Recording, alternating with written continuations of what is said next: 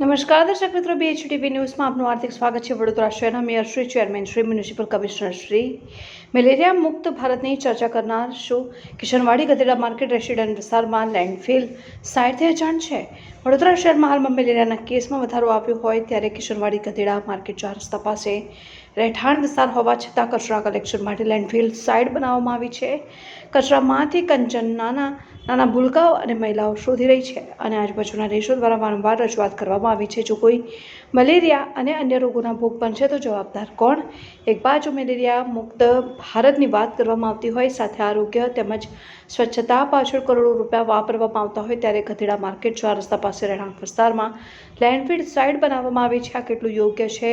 સ્વચ્છ ભારતની વાત કરવામાં આવતી હોય ત્યારે વડોદરા શહેરમાં ગધેડા માર્કેટ 4 રસ્તા પાસે ગંદકીની ભરમાર જોવા મળે છે। આ લેન્ડફિલ સાઇટને તાત્કાલિક ધોરણે હટાવવામાં નહીં આવે તો પરમાર કમલેશ સામાજિક કાર્યકર દ્વારા આવનારા દિવસોમાં વિસ્તારના રહીશોને સાથે રાખીને ઉગ્ર આંદોલન કરવામાં આવશે। તેની સંપૂર્ણ જવાબદારી જે તે જવાબદાર અધિકારીશ્રીની રહેશે।